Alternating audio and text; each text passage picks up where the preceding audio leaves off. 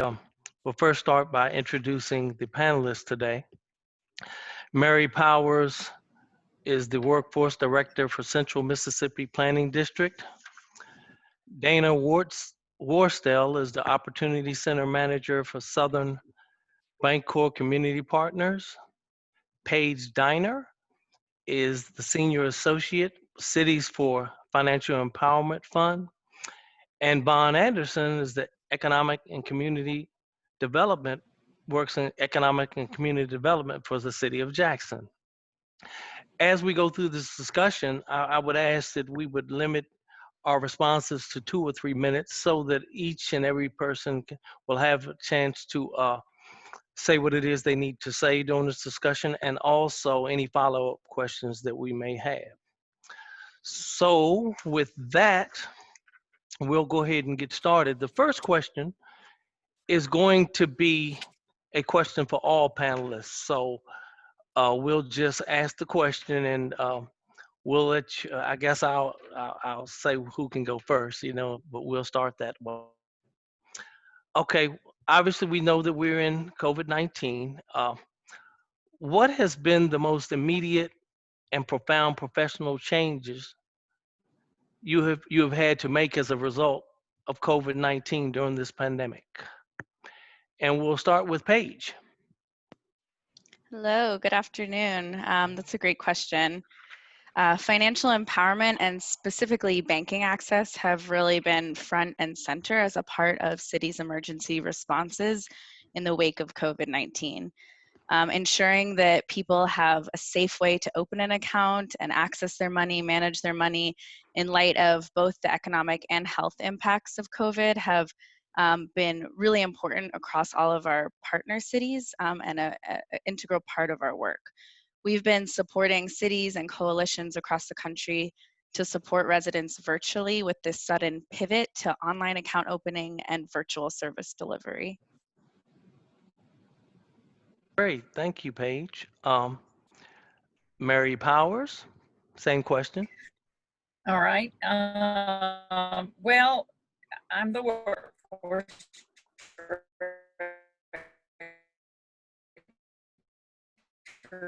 We oversee federally funded workforce employment provided through the WIN job centers, and are told those WIN job centers had to be closed to the public for safety reasons, obviously.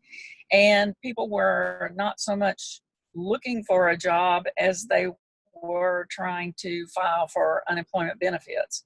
And so my staff and I, along with most of the staff working in the WIN job centers, helped the Mississippi Department of Employment Security to process unemployment claims because there was such a huge backlog. I'm sure you all heard the comments on the news and that sort of thing about how many claims there were. So that's what we tried to do. Our staff at our office began working remotely in late March and continued that until right after Memorial Day.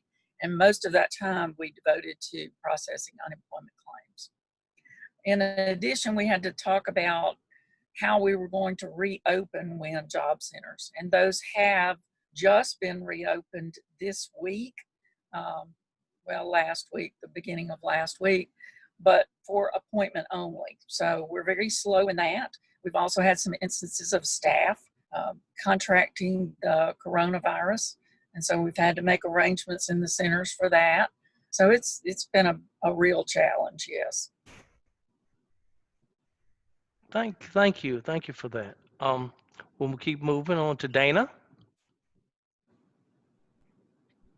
Okay, well, I agree with everything that Paige and Mary shared.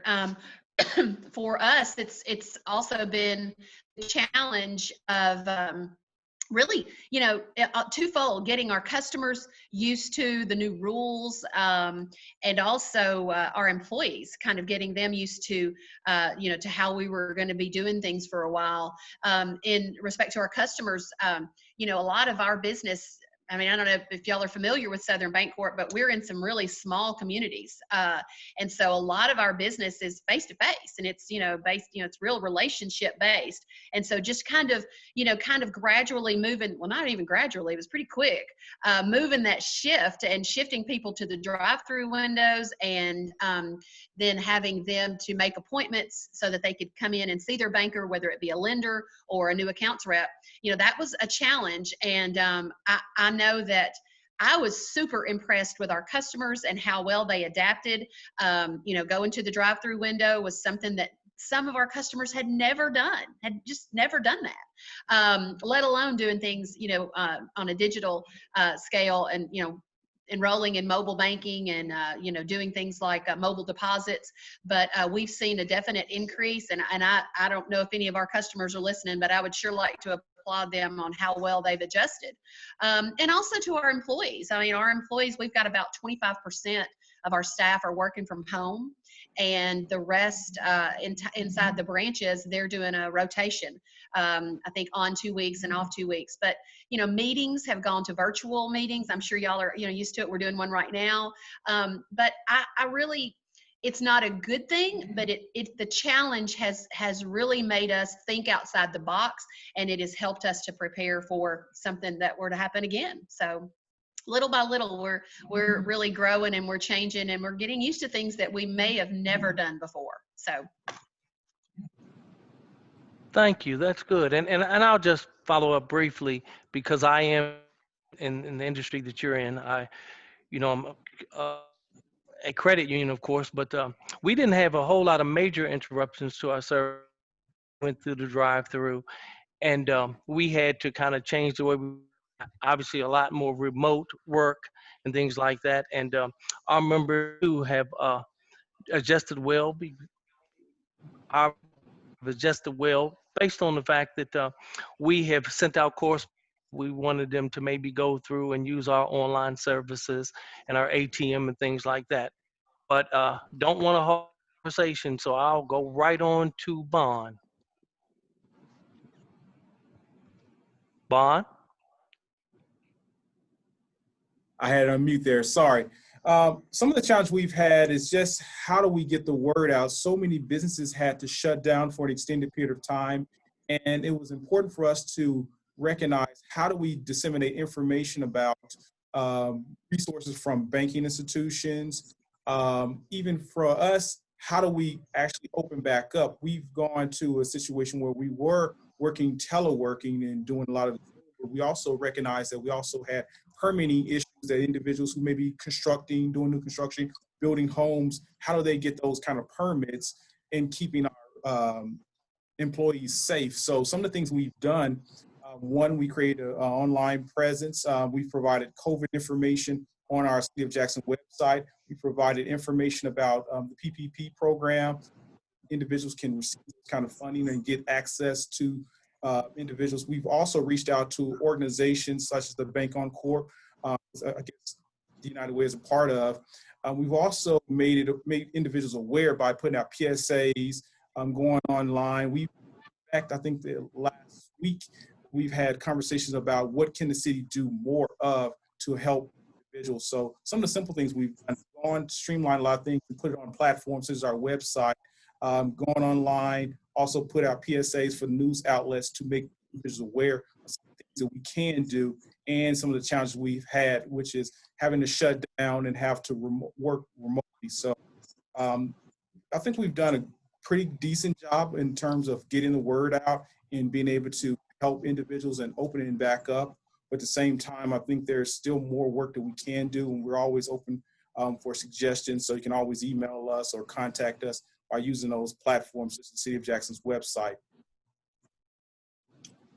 Okay, thank you very much for that. Now, at this point, we're going to kind of transition into some more specific questions for each of you all. So we'll kick it off again with Paige. What economic gaps have you observed that have either created or exacerbated racial or socioeconomic inequities?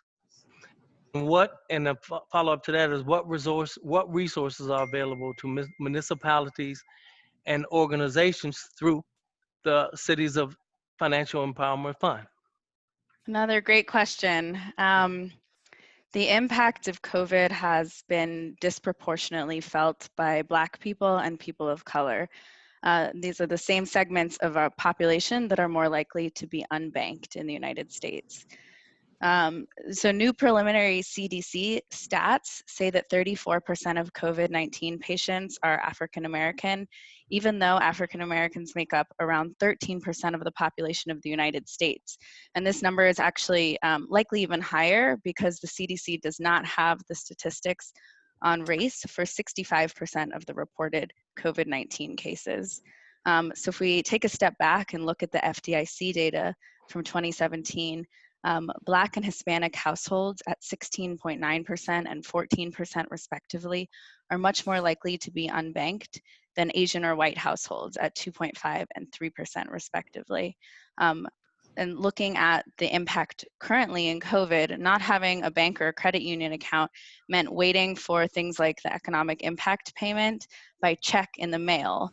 So there's, a higher likelihood that it could get lost in the mail. You were waiting for a longer period of time. And then when it is received, you take that paper check to a check casher and risk further exposure to COVID-19. For people that didn't receive a paper check in the mail, but were also unbanked, some people received the funds on expensive and limited pay cards instead. The same thing is happening right now with unemployment benefits.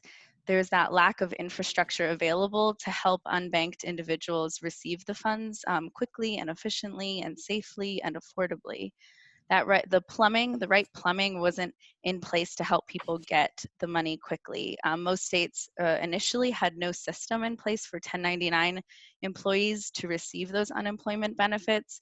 And for those who do qualify and do not have an account, again, the funds are often distributed by pay card, really showing the need for safe and affordable banking access in communities across the country.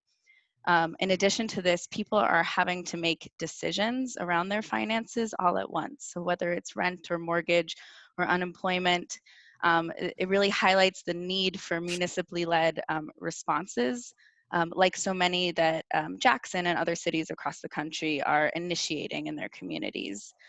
So that takes me to the second part of your question, some of the resources that the CFE fund can provide to cities, to counties across the country, and specifically to Jackson. We not only support the city of Jackson on the Bank On program, so identifying accounts in the community that meet a set of safe and affordable national account standards, like the account from Southern Bancorp and from Hope Credit Union. But we also support cities in other programs. So we have something called the Financial Empowerment Centers, where we help cities to provide free one-on-one financial counseling as a public service available to all city residents. In addition to that, in response to COVID-19, the CFE Fund has created a program called Financial Navigators, where cities and counties can work with local nonprofits in the community to set up something sort of like a hotline for people to call in and triage and talk about financial questions they may have. So how do we address the different questions that are popping up around our finances in the wake of COVID-19? So again, rental payments, mortgage, employment, if you have staff, small business loans, things like that. The Financial Navigators program is really that like one-stop shop for people to not only learn what resources are available in the community, but also just have somebody to talk through the decisions with and come out with an action plan. The CFE Fund has also supported cities like Jackson and other cities across the country around communications and messaging. Like what Vaughn was talking about, we've disseminated various marketing materials, messaging around the resources that are available in the community. We've developed tip sheets. We also have what we're calling the COVID banking page. So we have a consumer-friendly page, which we can make sure that you're all equipped with after this to to see which accounts are available in your community, and how do you open them online? Can you open it online from the comfort of your own home so that you do not have to risk further exposure to COVID by going into a branch or outside of the home? So we do have resources like that available. Additionally, we can support cities and communities and organizations with connections to the FDIC, connections to financial institutions that are really pivoting and working hard to support you and your finances in the community. We can connect to service providers and consumer advocates. We've created learning communities for the organizations and the cities that are leading this work, like Jackson. And then lastly, we're really here as a resource to help cities design banking access initiatives. So where can we meet people where they are and help people to open accounts, to receive those unemployment benefits, to receive future stimulus payments, to receive direct deposit and payroll and other benefits that might be available to you in your community. So we're here to bring either financial counseling or banking access into your community programs in a way that it really makes sense. Thank you very much. Yeah. Thank you very much. Okay, Mary, next question's for you. What are the economic ramifications of COVID-19 crisis, and how will they affect the labor market in your prospective locations? Well, as we all know, we've talked about the unemployment issue. So many people lost their jobs. Some folks obviously were able to work remotely if they had the technology available to them to do so, but sometimes they were less productive. They had children at home. They had other family members at home interrupting them through the day. And then we had people who had no job at all because their place of employment closed down or laid them off temporarily, maybe permanently. We've seen a lot of businesses close. Even after things started reopening, they realized they just don't have the financial resources to continue. So we have a lot of rural counties in our workforce area. We are the 17 county area that's in the southwestern quadrant of the state. And so in the lower part of the workforce area, it's very rural. And there are not a lot of job opportunities there on a normal basis, much less after the economy is impacted by COVID. Nationwide, I think the industries that were impacted the most were our leisure, hospitality, and of course, in this workforce area, we have that both in Vicksburg and in Natchez. Manufacturing, service industries, construction, all of that shut down. The retail and the transportation didn't suffer quite as much because we were all ordering things off Amazon and we all still had to go to the grocery store. We all still had to buy essentials, but a lot of our small businesses, homegrown businesses have suffered tremendously.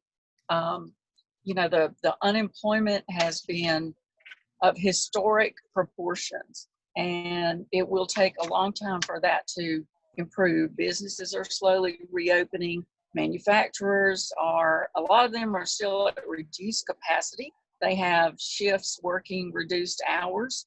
They've had to make changes in the manner of their operation to ensure the safety of their employees, and they're trying to rehire people. And one of the problems that Congress created with unemployment and with the federal assistance to response to the pandemic is that people can make more money at home drawing unemployment than they can actually going back to their workplace.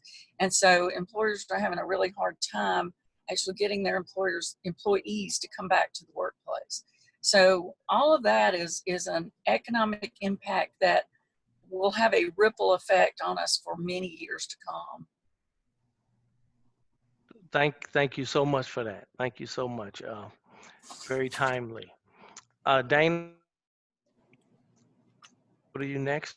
And question for you is, how has this pandemic changed the thinking in terms of how financial institutions prepare and respond to large-scale prolonged interruptions in banking? Well, let's see, that is a good question. And I think for us, I mean, on the one hand, I think that we were semi-prepared. We had some things in place. We had some remote access people, staff who already had that capability. I do remember about the middle of March, I was seeing a lot of access, remote access requests being emailed around. I was in an email group and I started seeing some of those. And that's when it occurred to me, I was like, I think I'm going to be working from home, but again, we were sort of, we sort of had that group that was already ready and prepared to transition and work from home. However, again, we had the real challenge of, getting our customers to think, just as far as the drive-through window, just go to the drive-through window. And even now it's awkward for a customer to have to call and make an appointment.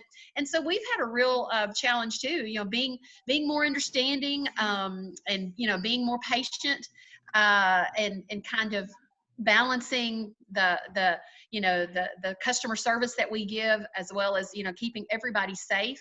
I know during the time when the PPP loans started, we had people working from can to can't, trying to get these small businesses the funds they needed to stay open. And anyway, I think the thinking is on the one hand, it was a challenge, but on the other hand, I think that I don't want to say glad, but it was, I guess if you could say something positive came out of this, it is that we know where we weren't ready, and we're able to prepare and get better for the next time around. Unfortunately, I think that what we lack right now is Southern Bancorp. We don't have an account that you can open absolutely online. We're working on a product, and we've had some issues with it, but we do have a bank on approved account. It's the Opportunity Card, and I personally have seen an increase in the interest, even among staff and among customers. And people ask me about it. I was the project manager when we developed that account, and I'm really proud of that. It's offered, and of course, in any of our locations in Arkansas and Mississippi. But I have seen a real increase in that, and so I'm real proud of that. And we've also seen, we've seen an increase in our remote credit counseling. I think to Paige's point when she said, people have questions all at once about their financial journey. Like, what are we going to do about this? And I think that our credit counselors have seen an increase in some remote meetings, and they were always prepared to do that, but that's increased. We have implemented, we've got Wi-Fi in several of our locations, almost every single location, and we've also provided those locations with iPads so that in the event that someone wants to come in and talk about any of these financial decisions and questions that they have now that they did not have, in June of last year, they can come in and talk to one of our 3 credit counselors for free. And we don't ask that they have an account with us. We don't ask that they promise to open an account with us. Our objective on that and the result of that is that we want to build wealth. And if that means connecting you with one of our credit counselors, then we're happy to do that in our branch. So, but by appointment. Or you can reach out to them and to go remotely. But things like that I'm super proud of that we were ready for. But again, we've got some areas, for example, we need to get an account that you can open online. So we need to work on that. Thank you very much. And I'll take just a moment of latitude since I am talking about the financial services industry, if you all don't mind. And just tell you that obviously our mission here at Hope is to strengthen communities, improve lives in economically distressed areas of the Deep South by providing access to high quality products and related services. So having said that, we haven't had a whole lot of major interruptions because I think that we were built for these times. I think back to Hurricane Katrina, even the financial crisis several years back. We kind of positioned ourselves to be that CDFI, to provide those services that normally wouldn't be provided. So I'm proud of that. When you talk about, we are fortunate that we do have the online account opening access, and we've kept our drive-throughs open. And believe it or not, we haven't had that much disruption in that because we've tried to obviously remain as safely as possible. Uh, we've also found that we are probably more impactful during times like this because the most vulnerable people will be identified. And because of what we do by virtue of our mission and what we do, and those people being identified, we're helping those people. And just on another note, I heard you talking about the SBA and PPP. We're proud to say that we've done about 1,800 of those loans for about 73 million. So again, I just wanted to take a little latitude. We are doing the work here at Hope. So I just wanted to mention that. So Vaughn, I'm sorry if I took a minute of your time, but you know, I got the mic. So Hey, I understand. Um, okay. First of all, I have to say, I don't know if someone predicted this or not, or kind of had a heads up, but it was such a blessing to be able to work with the Cities for Financial Empowerment and being able to get us ready for something like this, because we were able to connect with the banks such as Hope, such as Bancorp, such as State Bank and Trust, Bank Plus, all around, of course, United Way, because they were able to help us facilitate that. We talk about data. We also provide some data, and we're steadily gathering data so that when the time comes, we can actually put this information out there about the COVID and how it impacted some of our residents within the city of Jackson and the metro area as a whole. But some of the things we've been able to do was, one, we provide a platform such as the SBDC, Small Business Development Center, to help individuals who may be having problems with filling out forms, to find out resources or direct them toward our banking institutions through the Bank On Coalition. So we've been able to do those kind of things. But the biggest thing we've been able to do is provide resources and be able to kind of quarterback some of the information to our residents so they don't feel that lostness or just feel like they don't have any help out there or any kind of support. So as an institution, we've been able to supply that information for individuals and at the same time present it in a way that we can be a catch-all for them in terms of utilizing our City of Jackson website for COVID information, for information about financial institutions, about the PPP, as well as other resources that institutions like the United Way may have available for residents, whether it's the Jackson Mills Matters or any other kind of program that they may need during these difficult times. And a follow up to that real quickly, Vaughn, Sure. because I did have a specific question for you, so I apologize. No problem. Most municipalities get their revenues from a combination of sources: property taxes, income taxes, various state and federal sources, fees and services, etc. And each of these revenue sources will be impacted differently. How has the city of Jackson adapted to these changes? Certainly. Ironically, it's budget time for the city of Jackson. We'll be going into our new fiscal year starting in October, but we'll start having budget hearings beginning in July. So we're just now starting to see some of the ramifications of the COVID-19, and it's created a situation where we're having to revamp some of our budgets. So any resident can always go onto our City of Jackson website during the budget hearings and listen to exactly what various departments, what kind of cuts may happen. But in terms of funding, we also have to add enterprise funds. That's like our cellular towers, as well as our water system. In fact, I think the legislator just created a new law to help individuals who may not be able to pay their water bills. I think that's Senate Bill 2856. I think a local senator was able to assist us in providing resources and an opportunity to create some flexibility in individuals being able to pay their water bills, because right now they may have difficulty, they may not have a job, or they may have diminished or reduced hours. So some of the things we've done is created legislation through some of our congressional Congress, well, our Hinds County delegation within the House and Senate to provide some help in terms of payment plans and other assistance in terms of alleviating some of that burden. I think the governor's office, we're just waiting for the governor to sign that, what's that, 2856 bill. So that's one of the things we've done just this past week in terms of assisting individuals. In terms of generating revenue, we know we're going to see a downtick in revenue.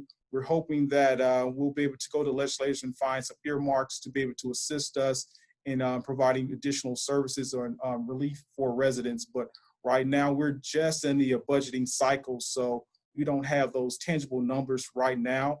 I'm suspecting by the end of August, we'll be able to really have a sound idea of what's going on with our budget and be able to project that out to our residents so they'll know what kind of difficulties. We definitely don't want to downsize our services.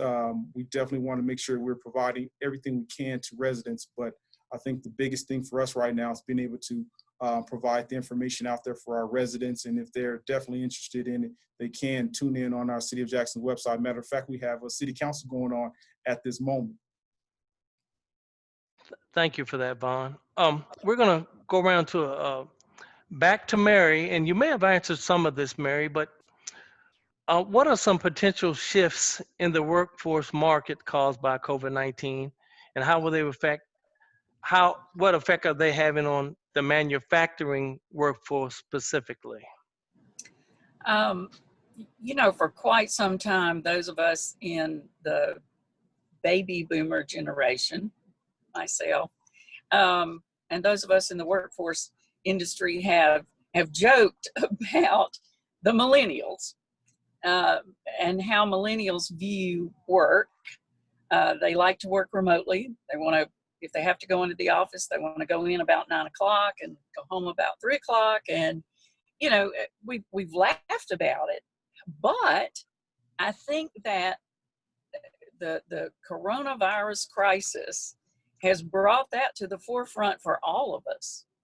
How many of us worked from home and how many of us loved it? You know, it made me start thinking that retirement looked even more attractive than I already thought it did. And so I really think that employers and businesses have to continue to think along those lines as we prepare for whatever the next crisis is. And there will be one. Maybe it's another hurricane, maybe it's another virus, some other natural disaster, or maybe it's just the natural evolution of the workplace. But I think that we all have to look in that direction. However, that doesn't work so well for manufacturing plants. But manufacturing is becoming more and more automated these days.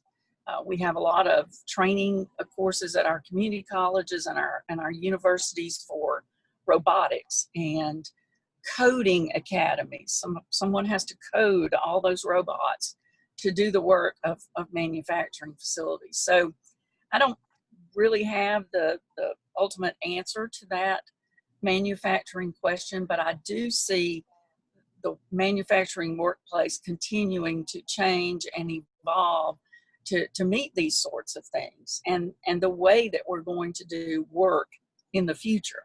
Learning is going to be different. Learning will be more remote than it's ever been before, and that's not appropriate for everyone, but it is for a majority of the people. So we just all have to start thinking outside of the box. And that old saying, well, we've always done it that way, just doesn't cut it anymore. You know, we've got to rethink. In other words, if the horse is dead, dismount. So if the horse is dead, or the way we've been doing things isn't working anymore, then we need to jump out there and try something new and evolve with the times. And I think that's where we are, whether you're manufacturing or any other industry for that matter. That is great. And I'll just add, I actually find that I work a lot harder from home. But we found as a company that we've been able to show ourselves how much more we can actually get done being able to work remotely. And so we've taken this challenge as an opportunity to even get better for our members. Thank you. I appreciate that. Dana, you probably answered some of this, but what virtual or local face-to-face options are financial institutions you're specifically offering? Well, yeah, I did. I talked a little bit about it, but what we're offering is the face-to-face is pretty much by appointment. You can make an appointment and talk to your lender. You can talk to your banker and come into our lobbies. I think right now, like I said, I've been working from home, but I think right now we are requiring masks in our lobbies. And again, we really don't have a date in mind on when we're going to get back to normal. I'm not so sure that we will ever get back to normal. This is a new way of doing things, and so we're able to do that face to face. We're opening accounts in the drive-through windows. I never saw that coming. We're also, again, we had just before this, right before this all hit,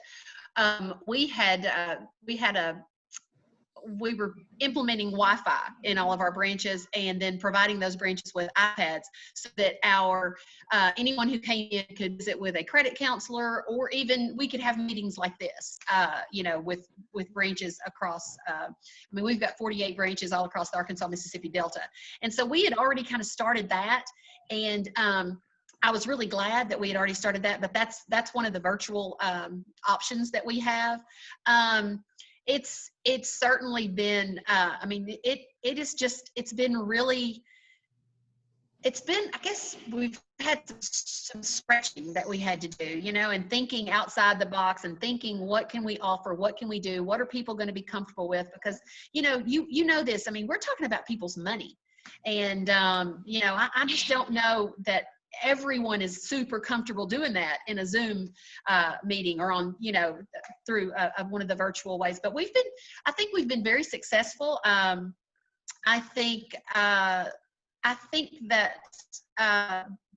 that's it. We have slowly started offering, opening some of our branches in some of the more rural areas. We've started opening those a couple of weeks. I know I got a notification yesterday that our branch in Lula, Mississippi is going to be open on, it's going to be open on Wednesdays and Fridays only. And I thought that was funny because I could see the head teller there saying that, Wednesdays and Fridays only. But it's good, and we've got a great team over here. And when I was listening to you, Dwight, talk about your mission statement, it's so similar to ours. And I think that while I'd like to think that we were semi-prepared, we have had some growing pains, but we're getting there. We're getting there. Great, thank you for that. And I'll just add to that WebEx has become our friend, because we've been able to have a whole lot more interactions with folks through WebEx, some of our members, and obviously through the Zoom conferences this way. And so we've been able to really keep in touch. This again, and because I've asked most of my questions individually, I'll ask another question to the group, and we'll let you all, we'll talk about that because we've got a few more minutes, obviously. Prepared, and again, some of these have been answered, but how prepared was your organization to handle a prolonged crisis situation like COVID-19? And what do you wish, or if you had a wish that was in place that was not? Anybody want to take that one? Anybody? I'll just throw it out for the group.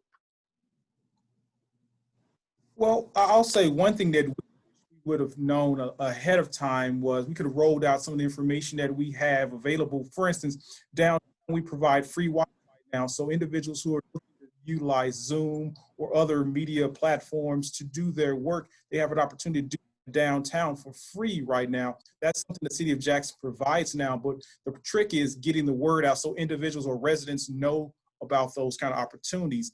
Other things that we wish we would have known is we transition quicker and sooner to these online platforms. For instance, if a business is having difficulty filling out forms for the SBA, SBDC, or our local banking institution, we have those kind of services through the SBA and the SBDC here at the city of Jackson, and we could have provided more information about that. Now we're recognizing that a lot of residents didn't know about it. It's not our fault, but it's our responsibility to make residents aware of those kind of opportunities to utilize the city of Jackson as that quarterback or assist these residents in getting the help they need. So I think it was really important for us to start promoting more of the kind of services that we have available for residents.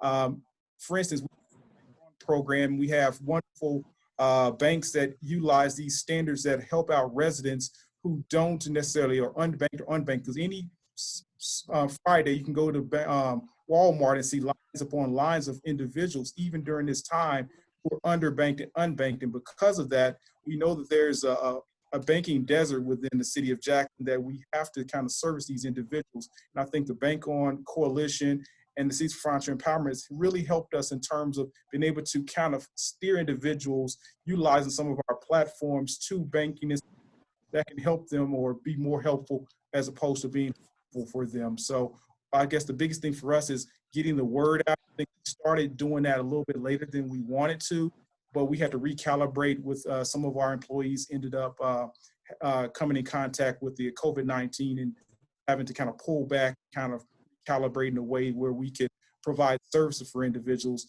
at the same time, keep our employees safe. So those are some of the things that we've come in contact with, but at the same time, we've overcome it by being able to push out information after that, utilizing our media partners, utilizing websites, and actually some minor contact with individuals as well. So those are some things we've done and some of the things we've had to overcome in the short period that we've been dealing with this COVID-19. Thank you, Vaughn. And Paige, I want you to answer that if you can. I know your perspective comes from outside of Jackson. You work with folks inside of Jackson, but I'd like your perspective if you can answer that question, please. Yeah, absolutely. So, from a national perspective, it's really our city partners that are moving this work along. So, we were positioned to push out information, build some tools and messaging so that the cities could utilize it and share the information locally. But it's really the cities themselves that are leading the work. And so Jackson was positioned well to not only share the information we were providing, but they had built a coalition in the community to respond really proactively to the crisis. So the Bank On Coalition in Jackson is made up of not only local community-based organizations, but also the financial institutions, as you can see, that are really stepping up to the plate and figuring out how to be the most responsive to their consumers locally. The coalition also has local consumer advocates, local government representation from the mayor's office.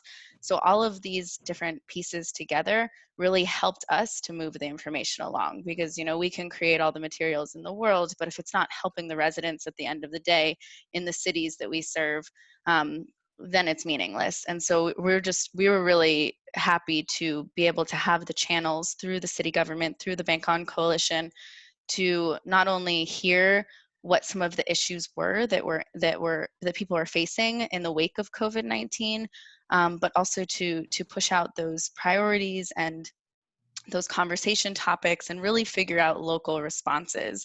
So we've seen financial institutions do things like delay opening deposits or allow for alternative identification to support online account opening, and it's very responsive. And so we feel that it's the local coalitions and the local communities that are driving these adjustments that make crisis response so effective. I'd say something that we wish was in place and that can be in place ahead of the next crisis would be even more functionality around online account opening, so that the programs in Jackson and in other communities who are serving participants and residents in the community can continue to open the accounts and set up direct deposit and other benefits enrollment without any sort of hiccup. So that right now I think we have 12 financial institutions nationally that offer online account opening. Hopefully next time we're in this position, that number will grow, and that this will be sort of the catalyst to move financial institutions and community organizations to the point where virtual service delivery and online account opening can really effectively meet people where they are. Great, I appreciate it. And we do have an external question for Mary Powers. Mary, what resources will CMPDD offer to individuals who lost their jobs due to possible business closings?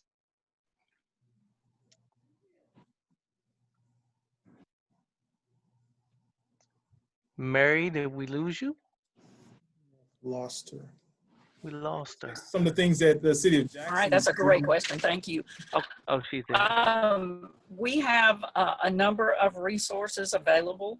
We have, no, I'm here. I'm here. I'm here. I can hear you. Can you everybody hear me? hear? I can hear you. I hear you. Can you hear me? I'm here.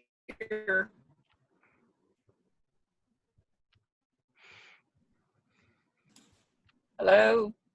I can hear you. Cassio, can you hear her? Okay. That's Yes, a great yes. question. We have routine federal funding that we get every year for our workforce programs, but in response to COVID, we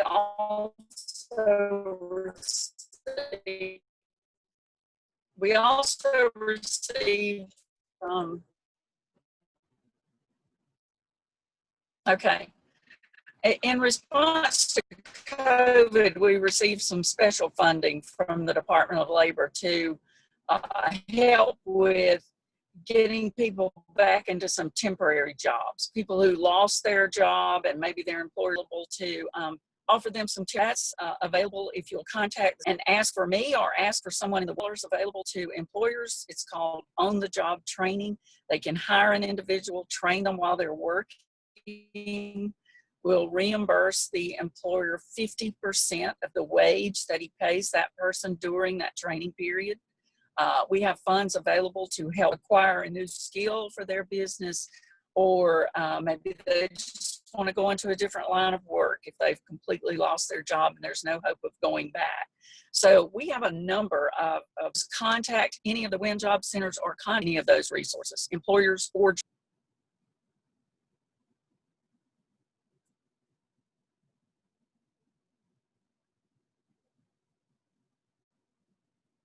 Are we all on? Are we still on?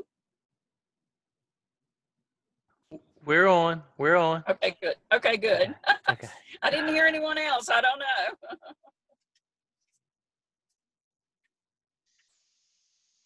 Did that answer the question? Yes, thank you very much. And I thought, Okay. Vaughn, I thought you were about to answer if you wanted to follow up on that. Mute. Take yourself off mute.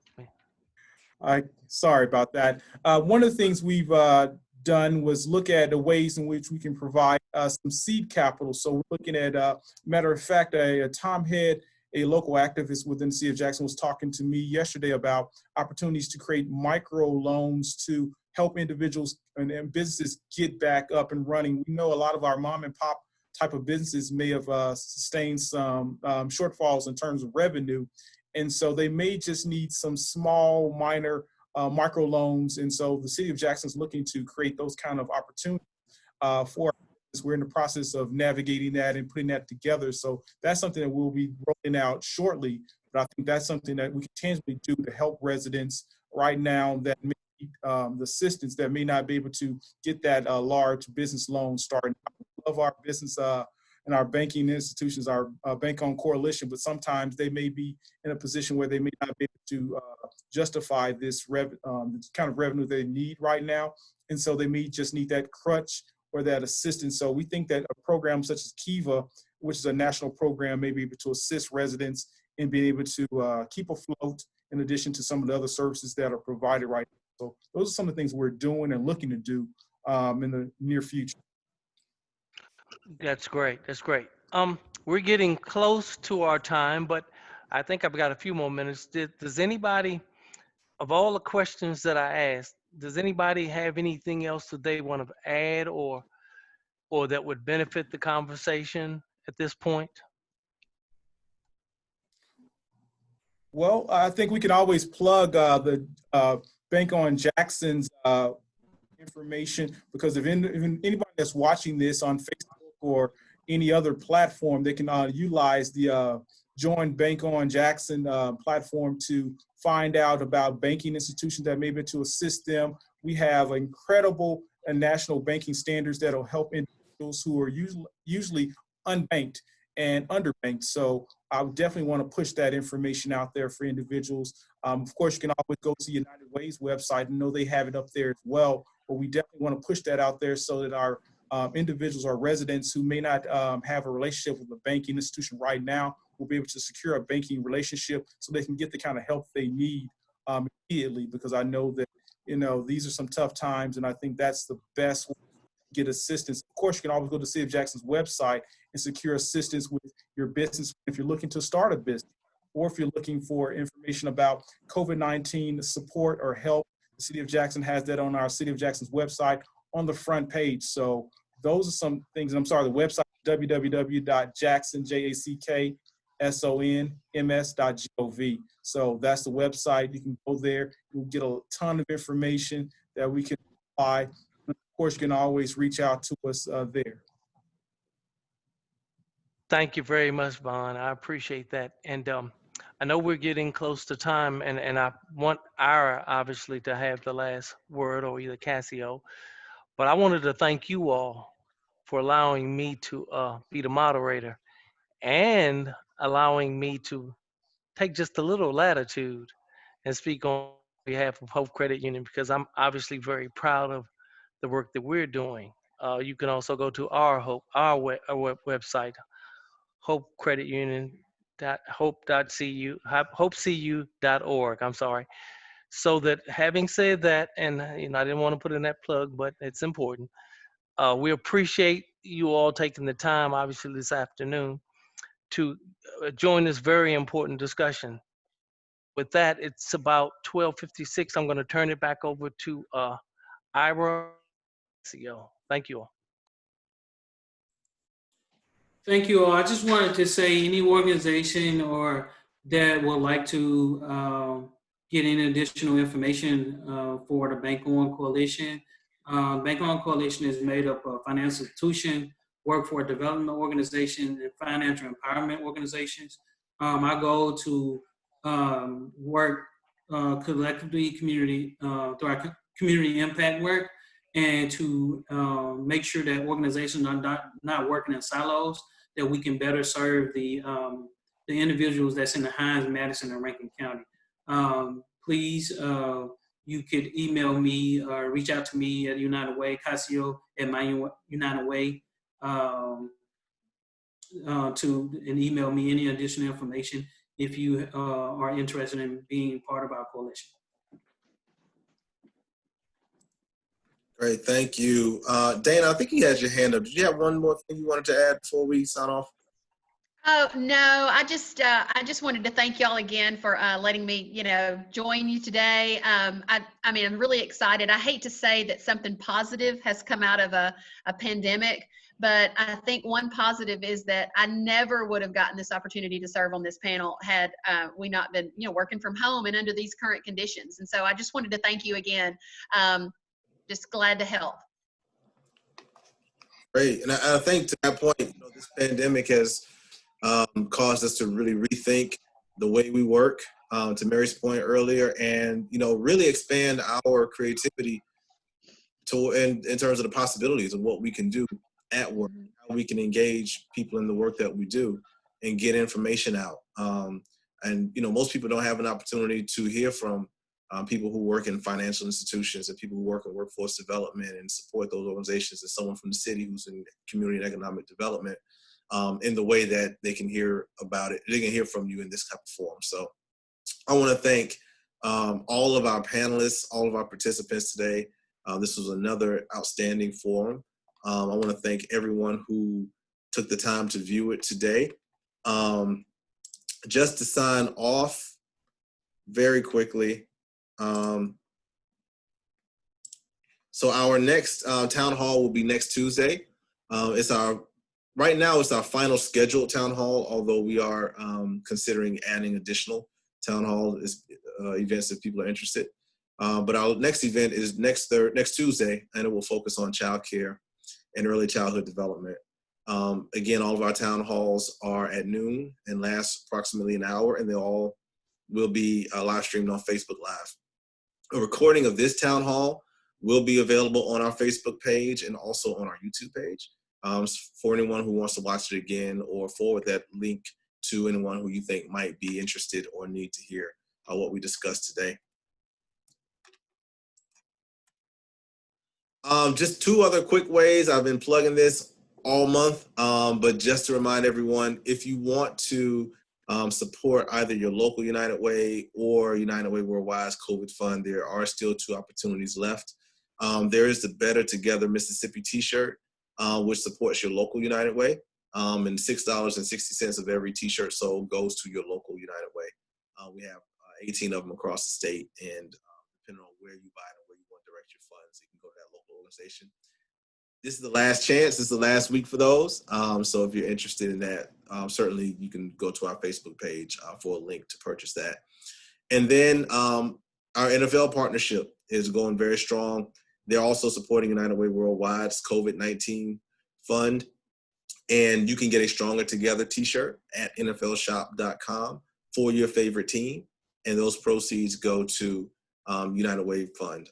I've got mine already for my Steelers, and I encourage anyone who wants to get them. They're on sale right now, an even better chance to go get them if you've got that opportunity. Lastly, again, I want to thank all the panelists. I want to thank the moderator. I want to thank everyone who helped put this together, our United Way staff and our community partners, our corporate partners who support the fund and the work. Again, visit our website at myunitedway.com. Those of us viewing us on Facebook, like our Facebook page, continue to check back in for updates, and then also check out our YouTube and Twitter accounts as well for additional information. Thank you, everyone. And with that said, we will end today's town hall. See you next week. Thank you all. Thank you, everyone.